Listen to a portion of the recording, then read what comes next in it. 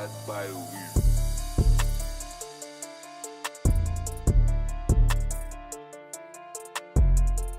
good, baby. It's all good, boo. It wasn't so good when we just took a first take at getting started with this podcast, and I got really angry and frazzled really quickly, and then I realized it's because I really don't like the way that we had the furniture arranged for the last few months. We've had the furniture arranged differently for the last several months of the podcast because we're having more people over, and it looked better for showings. Yep. And I hate, I sink into that couch and I look like shit on the TV. And I was like, I need to be in that chair. Yeah, that gives the better structure to be on that angle. Where I'm sitting, obviously being on the couch is very nice. And I can be lounge back. I have a short torso to begin with, and I looked so scrunched over in that couch. And I've hated it every time I've had to watch the podcast the last few months. You're feeling good? So now I was like, we got to start over. And then I was like, we need to change seats. And then we just rearranged all the furniture in the house. Or literally not all the furniture. It was the couch and the chair. And we're going to keep it like this. Because? We are officially under contract on this house now as of 2 hours ago. Yeah. Which is some of the best news I could possibly ask for. Yeah. And if you are a long-time listener, you've been following along, I say this all the time, following along with the journey of our real estate trials and tribulations. Which we haven't talked about in quite a few episodes because we're done. We don't want to talk about it anymore. And I think this one is going to be all about our real estate situation because it's been a hell of a ride. We have some good updates, some really wild stories. I think giving some context for what we've been through over the last couple of years with this situation will be actually pretty entertaining. And then there's a lot of just fun and wild and also some pretty scary things that it's come to up to this point, and alarming stuff as well. So stay tuned. That's what this is going to be about. We've talked about real estate. It's always the most boring topic. It's just the most top of mind for us, at least for me. And which is why it comes up so much throughout the podcast and over the last year plus. But now it's I can feel it working itself out. It's releasing. I feel it working itself out, and going through the whole story of what we've been through will be, I think. Yeah. So I guess where to start. Let's also say really quick. Okay. That we have been doing our regular Monday routine when it comes to our podcast. She comes home early from work. We do a walk. We normally do a workout. We didn't today because we had another showing. At the house. This was before the contract was officially signed. Yep. So we had another showing, and we had to get out of the house, so we skipped the gym.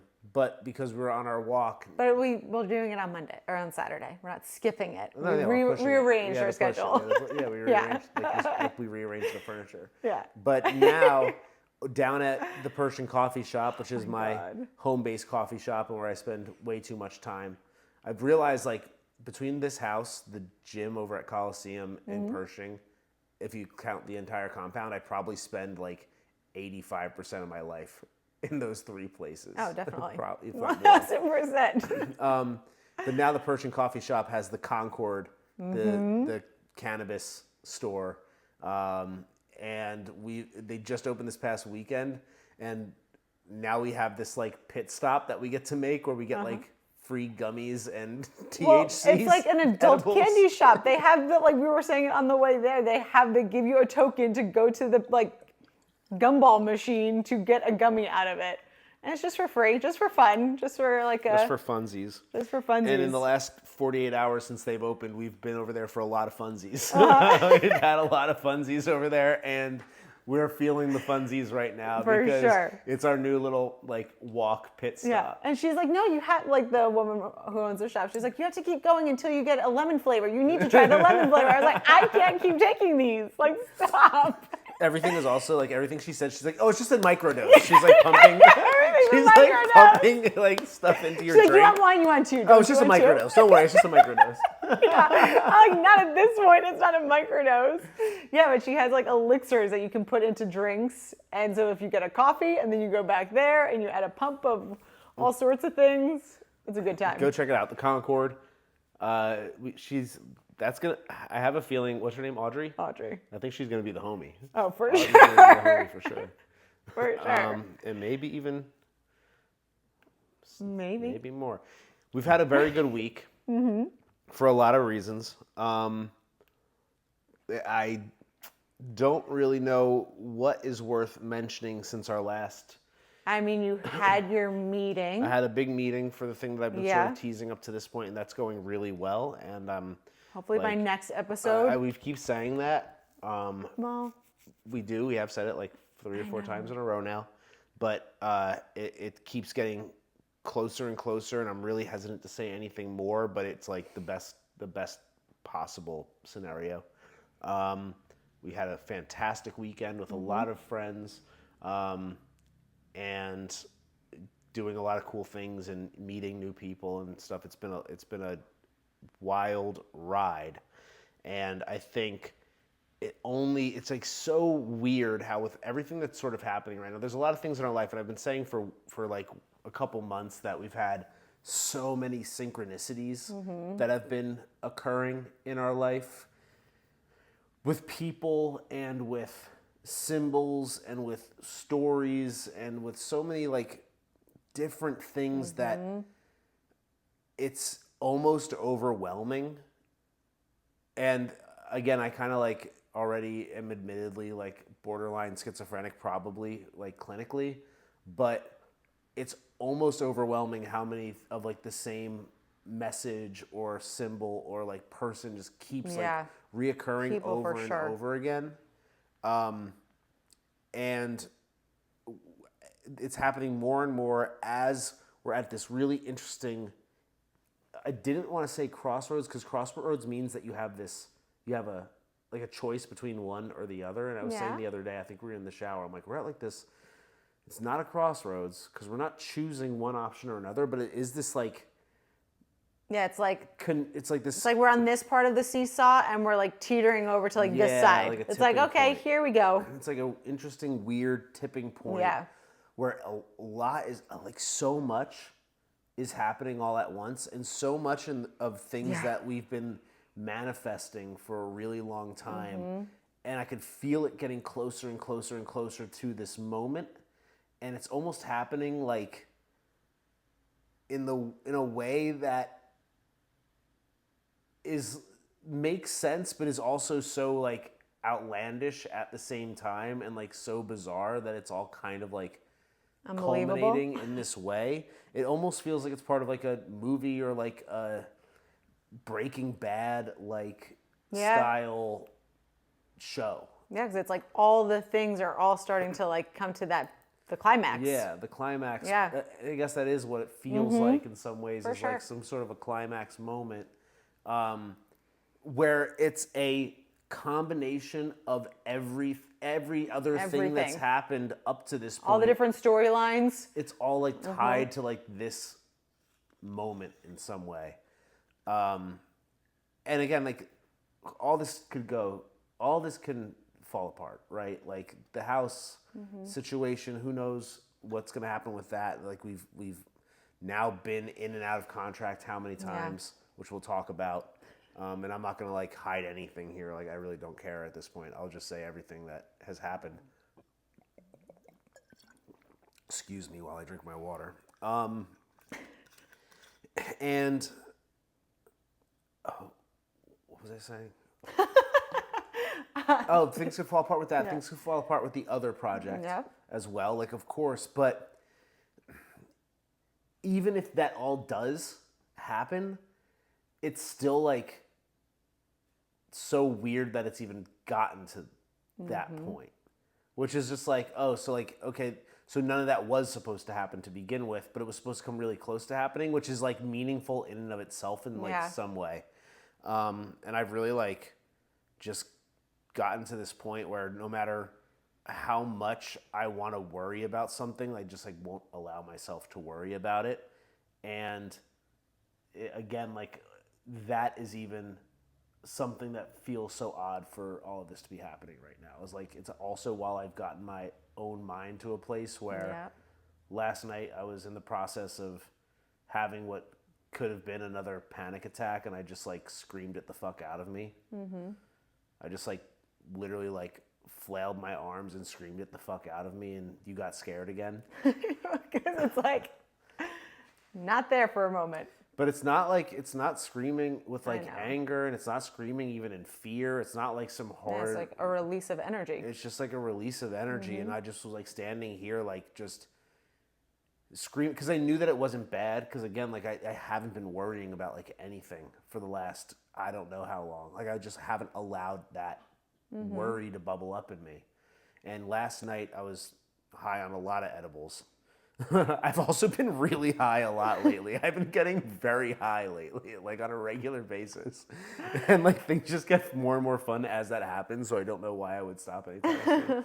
But like I was really high last night because we went to Audrey. We went to Audrey earlier in the day, and she gave us a bunch of edibles, and then we went to like an event and like showed up way too high to the event. Yeah, they're like, how was your weekend? And I looked at Jared, I'm like, what did we do this weekend? Like, where were we like 10 minutes ago? Oh, yeah. God. But we were, and then like we came home, and we got home like early enough that we got to like really like hang out and chill a little bit, and took some edibles, and I was like so high last night. And yeah, like I got that same like bubbly up, like cut, like that feeling where like I start to feel like I'm gonna have like things are, I'm gonna start to shiver, and shake and get cold. And I was like, but I'm not worried about anything. I'm not gonna allow myself to worry about anything. And then I just, you kind of, I think, did you sense it on me? No, not really. Like you stood up, and you were like, I feel like the shivers are about to come on. And I was like, okay, you're fine. And then you just started to like shake it off, start to like just make noise. I just started to like yell, I think, and you started like it was just like a soft like a throat like kind of groan like groan kind of thing. Yeah. And then you were like started like really releasing it. And I just like was breathing and meditating, and I could just feel it. It was just energy welling up in me, and I don't think it's a coincidence necessarily that it was all welling up in me, like after having such a good week, and after like having so many really good interactions with a lot of like good people who I really like. Yeah. And the meeting that I had last week, knowing kind of that the person who put the offer on Weberville, they came back for a second showing, and they were very interested in the house, and that it sounded like we were going to be getting an offer to begin with. So like all of that was like, it was all good. And I had all of this like emotion and energy, and I could have like gone, oh, what is this? Like I got to start like worrying, but I just turned it into like chest beating essentially. And yeah, you got scared because it probably looks really fucking intense. Yeah. But well, I mean, the Wi-Fi went out. That was another. I really think you caused that. I know I did. I believe that I did. I genuinely. Your like body was at the router. Right, because isn't the router? I was actually facing the router. Yeah, you were facing the router. I mean, your body does emit electromagnetic signals, both your brain and your heart do, and it extends feet within your outside of your body. That's an absolute fact, and like a scientific fact. And I consider myself to be a powerful person with a tremendous amount of focus. And when I was feeling all of that energy, and right when I stood up and I started to like express it and put it out of me, the Wi-Fi went out. Yep. Joy went upstairs. I was like, what's happening down here? Waiting for the like lights to come out of your fingertips. I legitimately think I knocked the Wi-Fi out. I know. I did. I know. Which is because the moment cool. you like chilled and like also, it stopped, then the Wi-Fi came back on. You could say like, well, that's kind of crazy or it's a coincidence, but like, no, I've literally become a superhero. Yeah. Because yesterday. So we did this awesome thing yesterday. Oh, it was so good. Where We actually went to bed and you were like, this is what I have an idea for us tomorrow. This is what we should do. And I went to bed being like, I can't wait to do that tomorrow. we had the perfect Sunday. Yeah, it was so good. We woke up, immediately had sex. We did. That was real good. And it was awesome. It was really fucking good. Yeah, I'm not gonna say any more, but it was fucking good. We had a great Saturday night.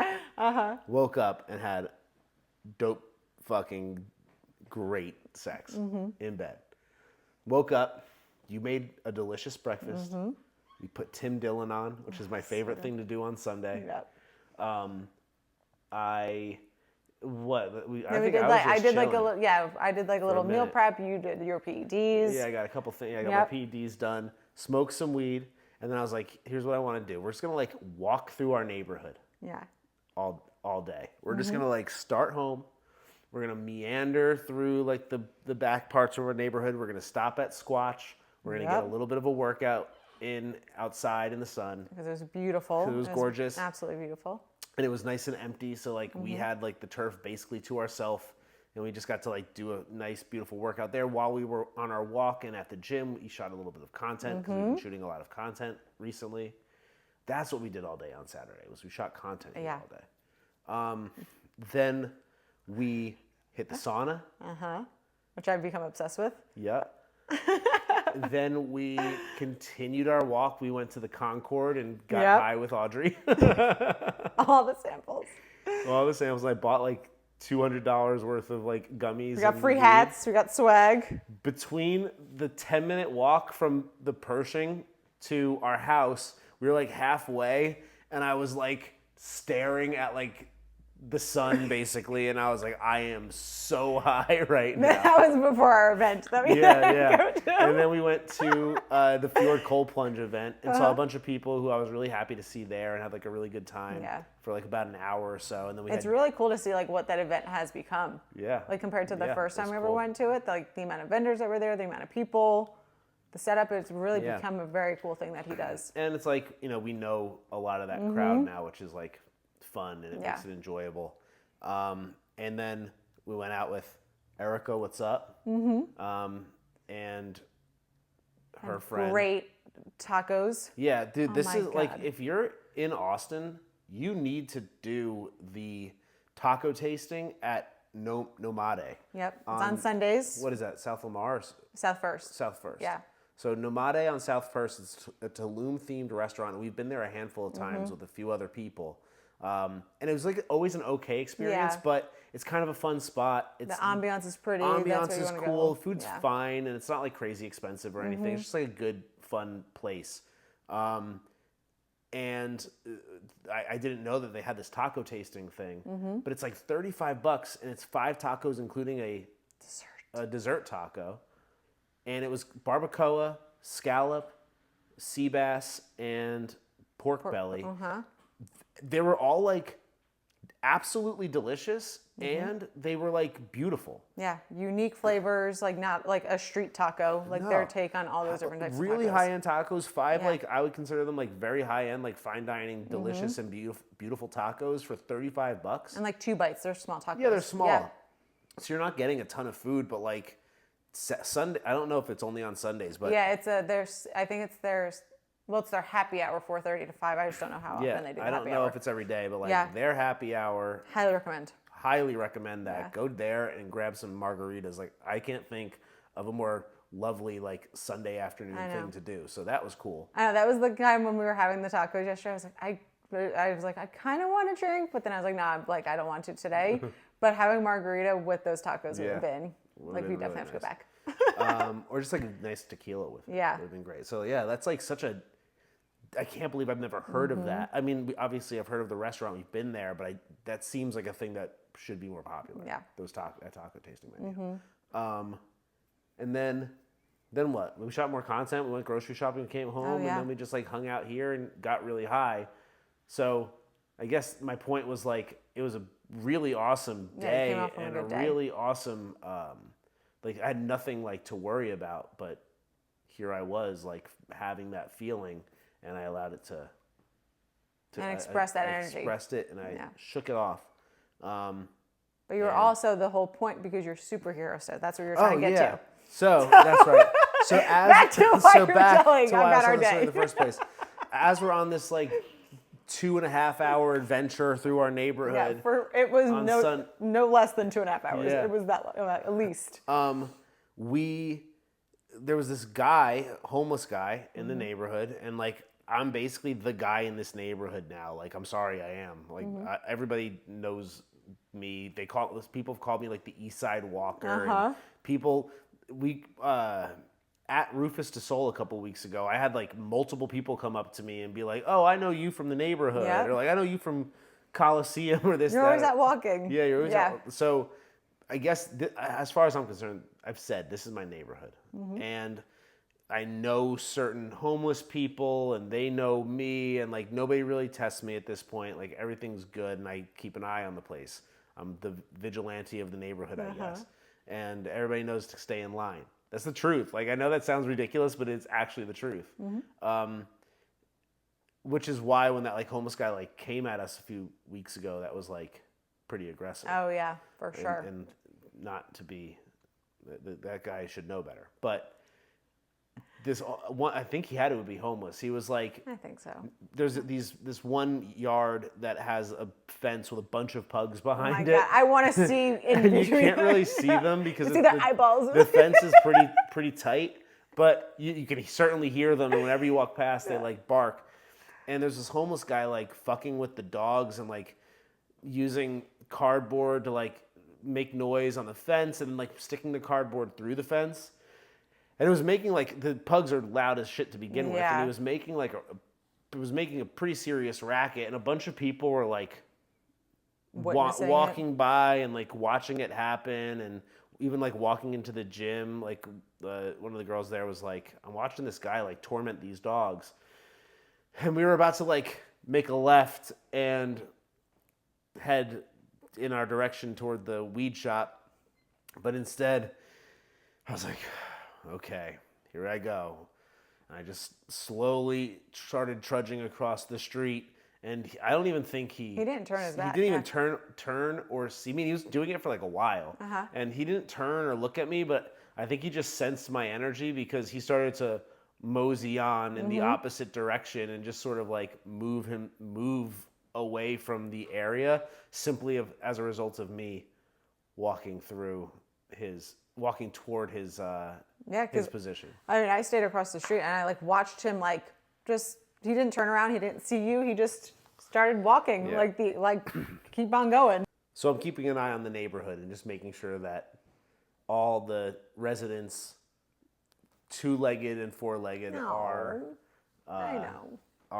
happy and healthy and not being tormented. By the man with the box. I mean, but I guess let's just get into the real estate stuff. Is that it? Is there anything else to talk about? I don't think so. All right. Yeah. I think what's important. Where to start? Yeah, I think what's important is that again, this has been like an ongoing saga, and we're not out of the woods yet here. But the second episode of this podcast was about my Tony Robbins experience and how when I was just starting to leave my job and like really develop the plan to leave my job, my thought was, okay, I'm going to do that, and I'm going to somehow like still maintain both of the houses that I own on the east side, which is silly. Like, well, there was a third house. We sold that and we put some money in the bank with it, which was part of like the broader plan. And then I was like, I will keep the other two. And then like as time went on, I was kind of like, well, if we have to sell one, like so be it. If we have to sell the Holly house, like maybe, but hopefully that won't have to happen. And it's just like, how absurd, like how ridiculous am I to think that like I would be able to like maintain all of that? It's just like, not only is it like dumb, but it's also like super short-sighted and like, so again, just based on ego and prestige and not based on any like, it's so impractical and dumb where it's like, why wouldn't you just sell it and then like take that burden off of you? I don't think it's like that dumb because I think most people would probably like want the same thing, but I was just not like thinking clearly, and I was thinking again with my ego and based on like significance and prestige, because I took a lot of pride in both of the houses. I take a lot of pride in both of the houses. And when I went to Tony Robbins, I realized that I was being absurd, like thinking that that was the case, and that in fact what we should be doing is selling both of them, downsizing, lowering our monthly expenses, and building and putting that energy elsewhere, not just financially, but energetically, time-wise, etc. There's so many benefits to that. But I was also thinking, well, shucks, I guess we have to sell the houses, and we'll just, it'll take probably a couple weeks because we live in East Austin, and we'll, might walk away with about another $500,000 on top of the money that we have. So sucks we have to sell the houses, but I guess there's an upside to it. And none of that has proven to be true. Not only is it have we been waiting to sell these houses for Weberville over a year and coming up on a year with Holly, but there's been trouble every step of the way, and there is no anywhere near $500,000 to make on either of these houses. In fact, not with Holly, but with Weberville specifically, we're probably going to be selling for considerably less than what we paid for it. Like considerably less. We bought very high. We did buy very high because we're dumb, but most people are dumb. That's why most people buy high. We bought during a high time, thinking, what? Yeah, we need a second home. Yeah. Let's buy. Let's do it. Let's hold on to Holly. Let's buy this house. Sky's the limit on Holly. We'll get renters in there. We'll make so much money on that thing. Yep. That's what they tell you. Renting to people is a nightmare. Tell you. Short-term rentals are a nightmare. We had a terrible tenant in that. I mean, honestly, I can't say terrible. He was just always late on the rent and always lying and very miscommunicative. I mean, those are like the worst things you can be as a tenant. Yeah. And like, I know I was a very friendly and a very helpful and a very like well-meaning landlord, and I was very forgiving as well. And all I asked is like, listen, I don't have it's not you being late that's the problem. It's me not hearing from you. Yep. Just tell me when, like, that it's going to be late and when it's coming in, and like just be honest with me about what's happening so that I can prepare accordingly. It's not the fact of the matter that you're late with the rent that's the issue. It's like the fact that I don't know if I'm ever going to hear from you again or like what's going on. And there was times where it got down to the point where I had to put a eviction notice on the door every single month because like he would not reply to me. And so like eventually it became, once I put the eviction notice on the door, he would hit me back. Yep. And then it was, okay, the eviction notice plus like the next thing in the process. Like, weren't you there with the locksmith? And it got to a point where I put the eviction notice on the thing. I had the locksmith there. He was watching the cameras, and it took until the locksmith was literally going to like break the lock or whatever, or drill through the lock, that the Zelle payment came through my thing. So at that point, it's like, that's like just in bad faith. Like, that's not even you didn't have the money. It's like, now you're just playing games. So like, that was a terrible, terrible experience. Then we put it on the market. It was going slow.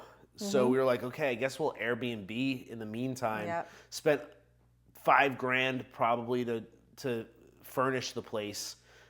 We probably made half of that back on rental, maybe. Yep. Plus like the headache of 1,000 fucking Airbnb problems throughout the course of those handful of months. Yeah. Went under contract. We sold all the furniture. And as soon as we sold all the furniture for pennies on the dollar, literally pennies on the dollar that we got back, that first deal fell through. And that was on the buyer. Yeah. That wasn't on us. That was like an issue that they had with like financing the loan. But now we lost the Airbnb stuff too. Yeah. I have terrible, like, real estate is not my thing. Yeah. Real estate is hands down not my thing and not something that anybody should ever listen to me on, unless it's me saying don't invest in real estate. Mm-hmm. And then second contract was inspection? Mold. Oh, mold. Yeah. So we got that the taken mold, care of. but like mold's in everywhere, and we got the mold remediated, and we put the fucking UV lights and the vents. That's right. So like I'm just like fine, like whatever, take care of the mold, and then like the guy backed out, even though we were like remedying the mold situation. Yeah. And then the third one, which going into Tulum, it was supposed to be like done, like contract done, like and signed and closing like when we got back from Tulum, and that fell through like right before we left for Tulum. We're like, fuck it, like whatever, like we were going on vacation. And that was inspection. And that was because of an inspection, which turns out, I don't know the details. All I know is that we have this part of our second floor that was hanging over the backyard. The style of the house. The style of the house is like the second floor like juts out and hangs over the backyard. And I was told that there was something that needed to be fixed in the inspection. Now, of course, I'm not dealing with the inspector. I'm dealing with my real estate agent. Mm-hmm. He reaches out to the builder. The builder says, okay, we'll get this thing fixed. It's going to be X number of dollars.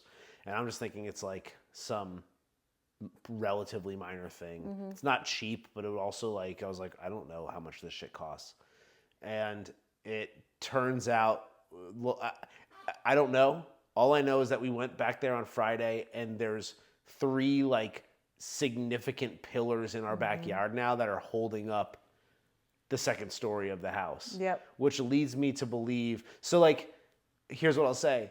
What I was charged for the work, while it was a lot of money, I don't think it's as much money as that project probably cost based on what I saw over there. Mm-hmm. And I know that when I was running on my run last week past the house, there was like 8 dudes over there all at once. And I know like these builders don't, especially in Austin, they don't necessarily work that fast. So my take on the situation is that our builder fucked something up tremendously that has been an issue with the house for quite some time that we were unaware of. Yep.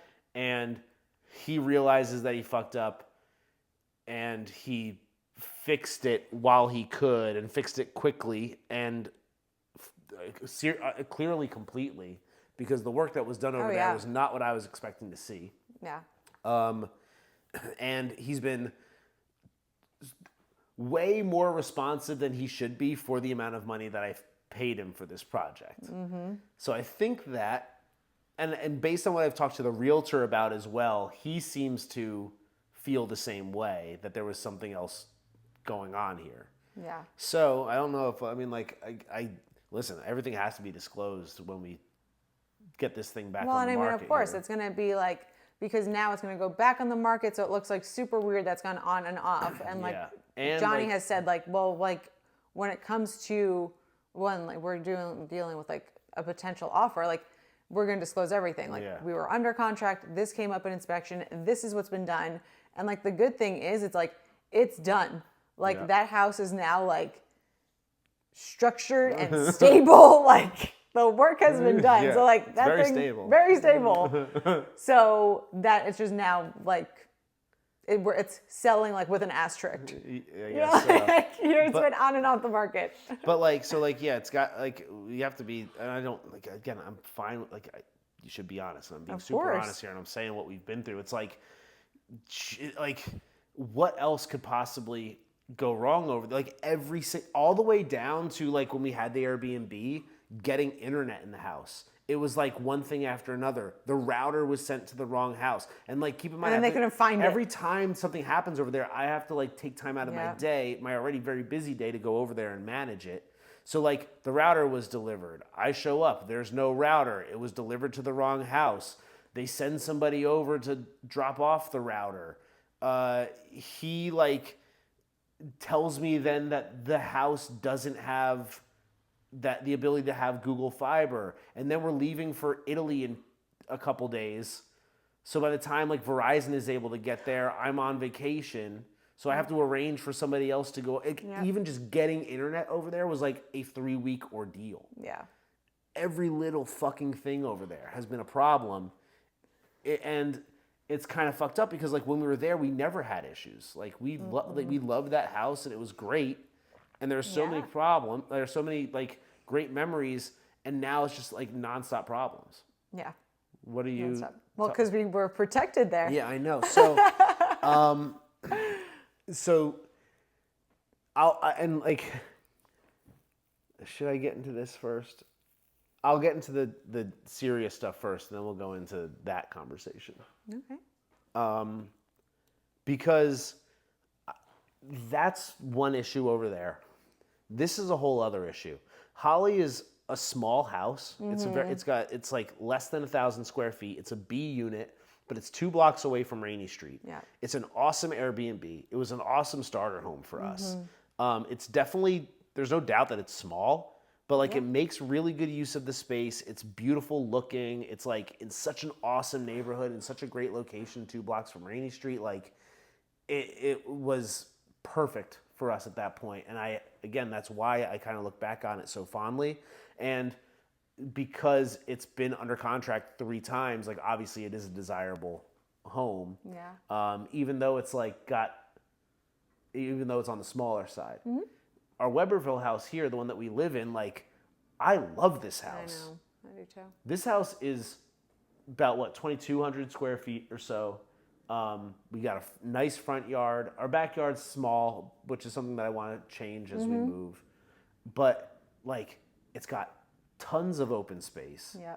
It's got I love our bathroom upstairs. Yeah. It's got this, even though the backyard's tiny, it's like you got did all that work to get it glass all back done. here, and it's all turfed, and like we have all these plants, and it's like I always call it like a terrarium, where it's so nice, like in the morning to walk down the stairs, and then like you walk into your kitchen for breakfast, and like this beautiful sunny like gardeny terrarium thing is in the back. Like I love it, and I feel like we've designed it really fun and cool, and a lot of people like the design.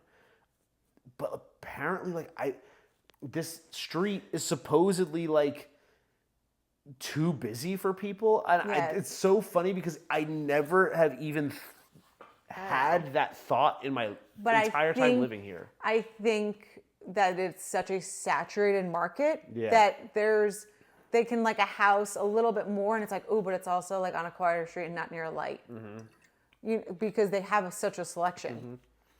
But yeah, that has been like feedback consistently from the showings is the position of the house on the street, and I'm like, I've never. The last text we got of that, I wanted to say like, fucking tell them that we've lived here for 3 years and I've never had a problem. We just told you. We just told you like how easy it is to walk. You could walk to East 6th Street. You could walk to like dozens of restaurants and bars in 10, 15 minutes. There's several parks nearby. It's like we're in the heart of East Austin over here. And again, it's big and it's spacious, and there's a yard. There's like so much going for it, and like people are like, yeah, the street's too busy. And like I'm not saying that they're wrong. I'm just saying like that's not even something that has ever crossed my mind, and it's crazy to me that that is a thing that's like been causing this issue with with getting it sold. So here we are, finally under contract, and it's for a price that is like embarrassing. It's like an embarrassing price that we're going to be getting for it. But at this point, I don't have the energy again to worry about the fact that like I'm not making money on it. It's like there's nothing in me that can muster the energy to care. And the reason for that is because last year, when I was having those panic attacks, so much of it was based around this house stuff and the struggles that we were having with it, and the fact that like every time I think about like making something that I want to do for our business, the fact that I have to like pay the mortgage for Holly, which is just going like nowhere, knowing especially now that like it's not like the equity is like not what it could be. So it's like, okay, I'm paying a mortgage for something that's like not going to pay off the way that I wanted it to as an investment, and it could be going to like a more beneficial investment, which like would be our business, and like whether that's marketing or systems, or paying Katelyn with 2 N's more to have her like help me more hours in a week. And I'll also say, and sorry, Erica, and I said this yesterday at dinner, but realtors are just worthless. Like, realtors are the most worthless professionals that there are, like, on God's green earth. Like, they're not good at sales. They don't understand sales. They barely understand negotiation. They don't understand scheduling or timing or anything like that. They don't do what they say they're going to do. They basically in the past have just, especially when the market is good, and especially in Austin, they just list it, they put up a sign, and then they take all the credit. Yep. Yeah, and that's like all we can speak to is Austin market and what we know. Sure. But I'm just saying, I'm assuming that it's probably the same everywhere. But especially Austin market, they were very spoiled for so long. Yeah. But it's like once like the going gets tough or any work has to be done at all, it's like they spin out. It's like they don't know what to do. It's like they become like a excuse machine. It's just excuses, and not like, what the fuck are you gonna do to fix this? What can you do? What can you control?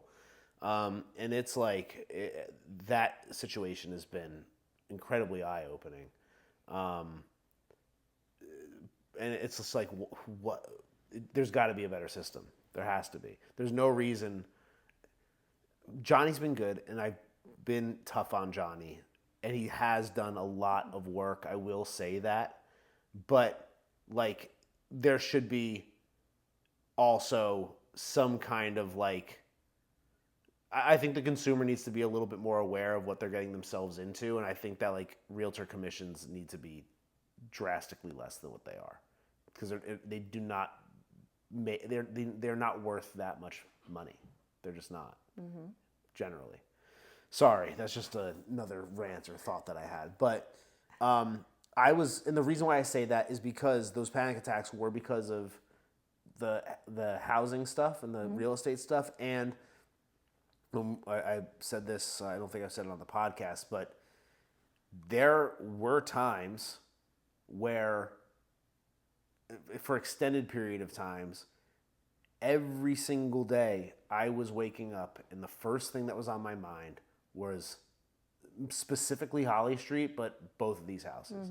The first thing that I do when I woke up in the morning was have that shit on my mind, which is honestly why I started meditating for an hour a day. Is because I noticed I was waking up with a fear-based mindset, with the worst thing that's happening in my life on my mind every single day. So yeah, I'm going to have breakfast, I'm going to sit down, and I'm going to spend an hour obliterating that from my list of distractions. Yeah, because if you kept it like in your brain for the rest of the day, then every decision you're going to make throughout those days is going to be based on like that fear. Yep, exactly. So you need to like get it out of your mind. Based on the worst case scenario. Exactly. As opposed to charging forward and basing things on the best case scenario. Yep. Like, for example, like hiring Katelyn with 2 N's. If that was right in the heart of it, and that's right when I started to meditate for an hour a day, and that was another expense that I had to shell out. And if I was waking up worried about my mortgage payment every day, well, now I'm not going to spend the money to get that additional leverage and get that additional assistance, and now I'm not making the progress that I should be making. You'll be extremely behind. And like, by spending that time meditating in the morning, that is literally like the primary thought that I have washed away from my like worries, I guess, my list of worries. And I'm at a point now where I genuinely like stopped worrying about it. Like I really have for like months now. I've kind of just been like, whatever the fuck happens, happens. When the last 2 times the Holly contract fell through, I was just like, I know. okay. I'm like numb to it at this point, which is actually like maybe an okay place to be. Like I don't hate it. And like again, when this contract came through today, I'm like, okay, well, whatever. Like we'll see what happens. Like when it closes, like I'm not getting pumped about it, and I'm not getting like I'm not going to start like worrying about whether it's going to come through to fruition, since we've had the last 3 fall through. I'm just like, okay, whatever happens, like maybe it will, maybe it won't. Yeah. I guess we should start looking for a new place to live. Like that's really all I can focus on right now, is figuring out like where do we move next. But it's like been the biggest, it's been the hardest thing that I've ever had to go through, like in my life, is managing the stress of this over the last year to a year and a half. Literally the hardest thing.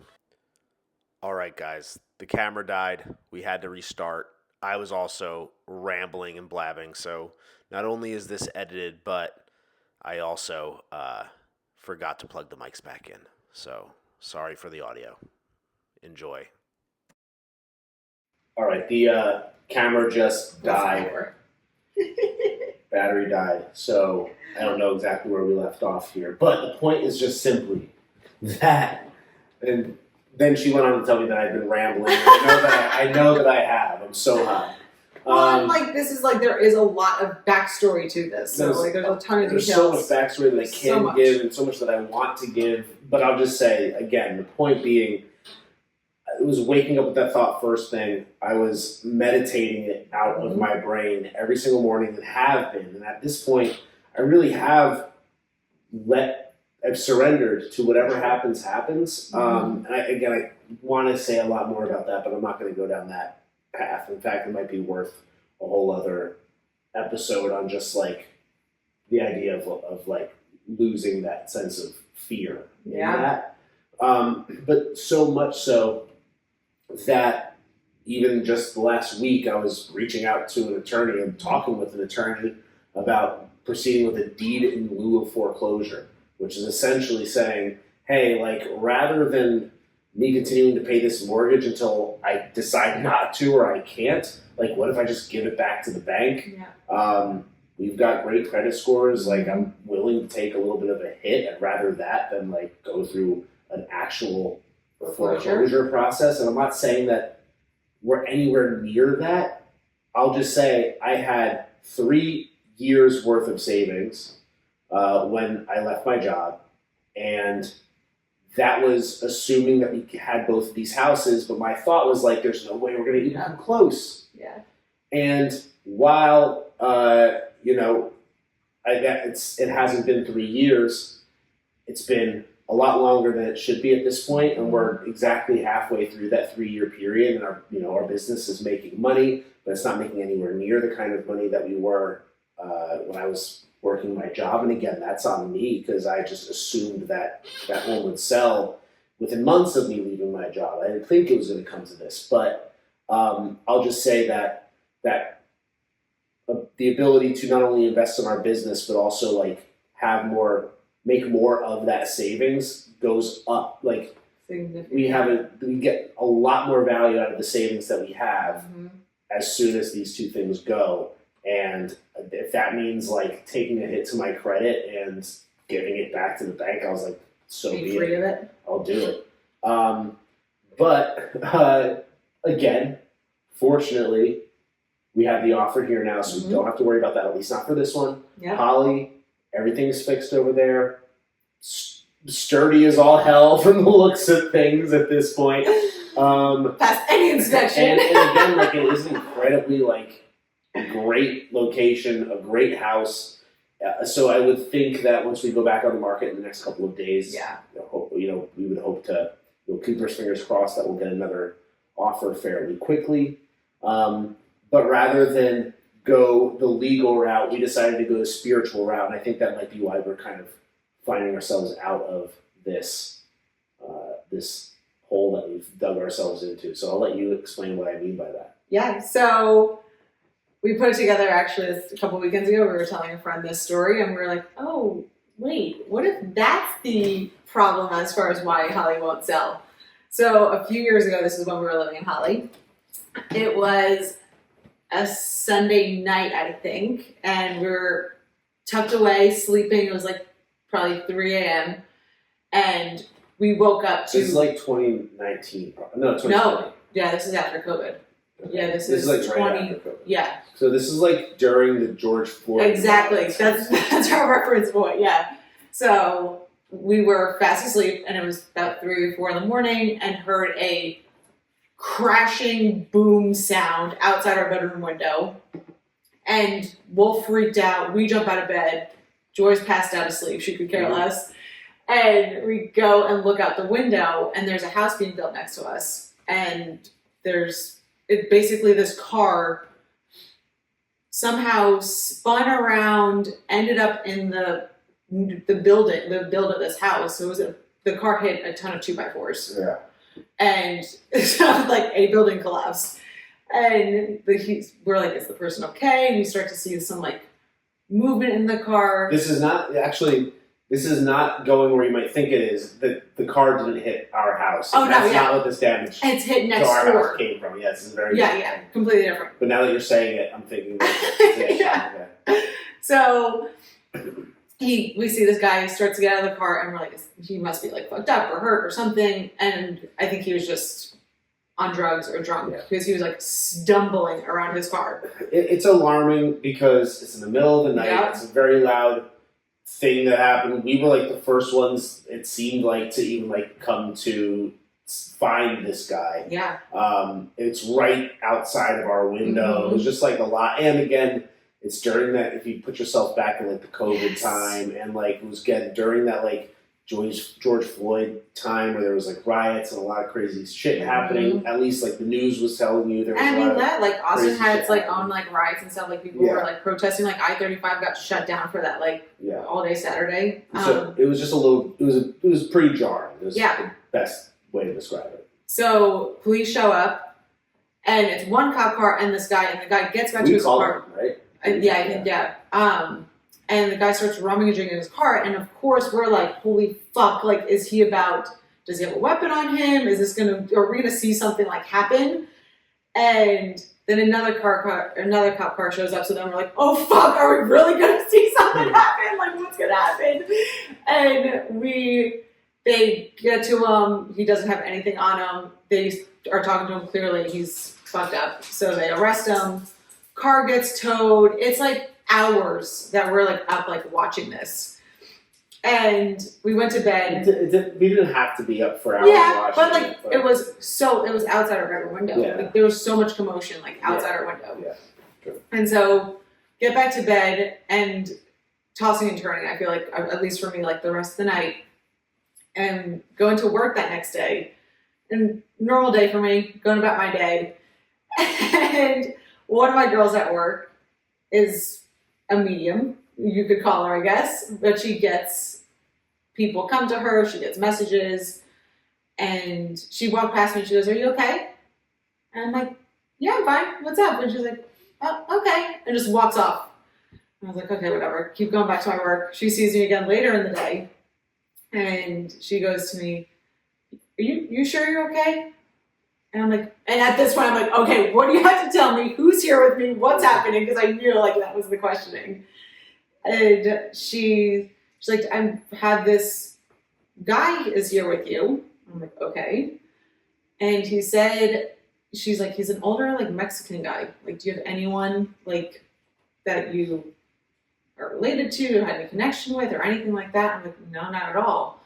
And so she's talking with him, and he tells her he came with me to work today from the house, that he stays in our house. At that point, I was like, okay. And I'm trying not to I don't want to give her any type of feedback. I don't want to smile or nod my head. I want her to just say whatever comes to her.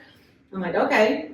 And he tells her that he came to work with me that day because he wanted to make sure I was okay because of something that happened in our house last night.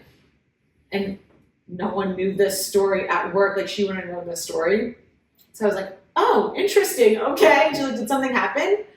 And so at that point, I was like, well, this occurred. And it was like a little unnerving, and I didn't sleep well from it last night. And she's like, okay. And she's like, yeah, like this guy, like, he's not, like, he doesn't want to threaten you. He doesn't want to scare you. He stays mainly in the house. He stays in a room, and she has no idea the layout of our house. She's never been to our house or anything. She's like, he stays in a room that's like up in the front of the house, and like looks out like the street. That's in like the front room. And that was like my closet room that we had. And then what was it about? Oh, and he doesn't like bother you much. If anything, he goes downstairs, and he's describing like where he stands. So like when it's like he's describing like you walk into the house, you walk around this wall that blocks off the kitchen, and he stands behind that wall because he doesn't want to disturb you, and because the red dog sees him, which is Wolf, wherever the red dog is. Like he said that, well, the red dog will recognize him or notice him sometimes, and he just goes away because he doesn't want him to react to then freak you guys out. So I was like, holy shit, okay, this is because you just described our house, you described the dog, and the situation last night, that's why he was here with me. But she said that he found us to be, he liked having us in that house. He felt that we like took care of the people in the neighborhood, which we did. We had like a couple, it's like this Holly Street we had like all these older Mexican, like single like older women that would like kind of come to us. Like you gave your number to them just in case they had like a homeless person coming up to their house or they needed help. We had little Louie a couple houses down that we would go check on. And so we like took care of those people. And so he appreciated that. And so therefore he loved us and saw us as children of his. So, what else, anything else about that you want to add? I mean, so like that's where like there's definitely a spirit in that house. And at the time, like we just sort of like, oh, okay, that's interesting. Like didn't know really what to make of it. But as we mentioned, like around that time we were working out outside in our driveway because it was COVID time, so we didn't go to it was like when the gym still hadn't opened yet. Mm-hmm. And again, on Holly Street, getting back to like some of the themes here, there's definitely like quite a few homeless people that will wander down that street. And there's one lady who always carried a bunch of bags with her, and she was always kind of like shuffling around and like muttering to herself. Yeah. And one day she would always put her bags down in front of our house and turn and look at the house. Mm-hmm. And that, I mean, I wouldn't say always. I've probably seen her do it like 3 times. But then the one time that we were working Holy out, shit, I just remembered. The shit out of me. Do you remember on our camera when she showed up on our camera? Yeah. Oh my god, I'm just sorry. Because I remember seeing that being terrified. Yeah. But she came in and was trying to get into the house. Yeah.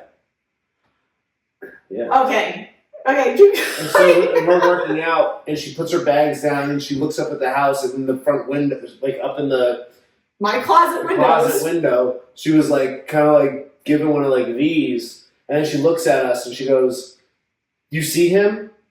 And we're like, "No." And then she's like, and it's just like turned and grabbed her bags. "Okay, I'll go." And she looks back at the house and then looks at us. She goes, "Okay, I'll go away now," and takes her bags and walks the opposite direction away from us. And we were just like, "Oh, like that was weird. Whatever. Okay." So, and then I get the other story from work. That was afterwards. I don't know. I can't remember the timeline there. So we're telling the story to a friend, and we were both like, "Oh, maybe we need to go talk to that guy." Yeah, we need to go and talk to the spirit over at Holly Street. Release us. Which isn't too. Listen, at the end of the day, like what we did with, even if I asked the attorney to help me get out of my mortgage, like. That's just a guy like breaking a spell. Financial spell, financial energy. It's just it's like a legal contract is just a spell that like everybody has agreed to, right? So it's like that's one. It's like an exorcism of itself. But we weren't trying to exercise this demon or this entity. We were just going to talk to it. Mm-hmm. And again, just like everything else, man, we have to make this fast because this camera's going to die, I think. Yeah. But just like everything else, everything was a challenge every step of the way. We showed up, it was beautiful all day long, and we showed up, and that's right when the thundercloud started to roll in, and the thunder, as we're outside of the house, started to be shaking and rattling. We have 2 lock boxes over there. There's 2 lock boxes with keys. Not just one, there's 2. Yeah. And we couldn't get into either. One of them broke, and the other one was the realtor lockbox, and he couldn't let us in for whatever reason or didn't reply. Drive all the way back here, 10 minutes. Grab every key that we have in our key hippo over there. We have a hippo thing. It's the shape of a hippo. These are little. Grabbed every key that we had, brought it over there, tried every single one. None of them worked. And then again, as we're doing this, like the ominous thunderclouds are rolling in. Eventually, we said, Spirit, we know that you won't, I guess I'm assuming you don't want us in there because you're making this really hard on us. But we're coming in one way or another. And at this point, the realtor texted, and we were able to get through the key process, but it's I had to download the app and use his login, and it was just a whole process. It took 10 minutes just to get through that much, but finally got the key out and we went in, and we said we come with love, we come in love, we come in peace, we are here to have a conversation, and we went upstairs to the closet. It's really a second bedroom, but it's use that as your closet. Mm-hmm. And we sat up there. We started with a quick meditation for a few minutes just to find some peace and center. And I'm not going to say exactly the kind of signals that we were getting, but basically I just spoke pretty just like I do here about the times that we had in the house and what it meant to us and how much we love it. And also why it's important that we leave now and why we can't be there anymore. We have to move on. And there was I'll just say, an ongoing signal every time he seemed to hear what we were saying. And then you said a few words too. Anything you want to say about that? If anything, I got a little, of course I got emotional. So I'm just letting all my emotions out recently. And of course, I didn't want to cry, and you're just let it out. Just whatever you say, just if you need to cry, cry. And it was just this feeling of a closure, and a closure of that chapter in our lives. That, we left that house, we moved to this house, and all the memories that were there. It was just a really weird way to be there and say okay, we're done with this house, and everything that happened at this house, the good, the bad, everything, it's done. And so it was an emotional closure for me. Yeah. But he responded. And then we said, if there's anything you need from us, please let us know. Give us the signal. We said, come to Weberville.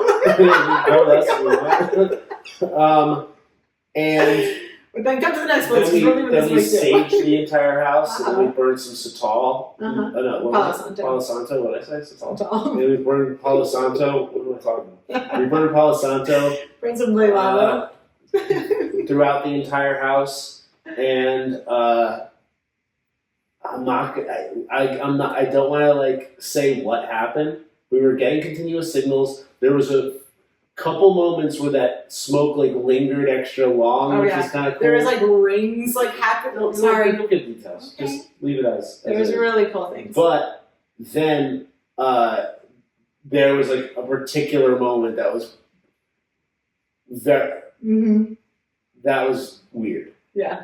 Really weird. Yeah. Could it be more weird? And it came from the same thing that we were getting the signal from the whole time, and then it was just it was crazy. It was crazy, and then. But I think it was good. I think it was great. No, it was good. Yeah. It was definitely we're good, and now here we are. A couple days later, we have an offer on Weberville. Holly is about to get put back on the market, and I have a good feeling it will get snatched up here quickly. Mm-hmm. And we have another opportunity here that we're on the precipice of that is going to, again, coming back to what I was saying at the beginning, this isn't a crossroads, but it's a wild intersection of a lot of really interesting things that are happening for us. And it does feel like the end of one chapter and the beginning of another, not just like a chapter, but a whole other volume. A whole era, yeah. A whole era volume of our life. What volume would this be? 3? I would put like Penn State, those years is volume 1. 2 would be our first 10 years down here. 3 is this one? Oh yeah, maybe through Penn State would be volume 1. Yeah. And volume 2 is moving down here and this this is volume 3. Yeah, probably. And I really do believe that, and again, I'm happy that we started this podcast a year ago. For sure. Because so it's going much. to be really interesting to continue to watch how this evolves. Yeah. Cool. Thanks for joining. Thanks for listening to our ghost story. Ghost story. What did Jay say? Oh, he did. And Jay, shout out to Jay. He goes, I was talking to, he said, I'm going to tell Meg the Holly house is collapsing and Jared's not going to really have any serious conversation with the builder, but he is going to go talk to the ghost on the property. He's like, Jared's going to let the builder slide, but he's going to go have a pretty serious conversation with the ghost on the property. I think it's for the better. Yeah, I agree. Yeah. If I need to go after the builder, I will, but I'm not going to unless it becomes necessary. Why would I? Why put that stress on myself? We'll just tell the spirit to. Spirit's taking care of it. All right. Peace out, y'all.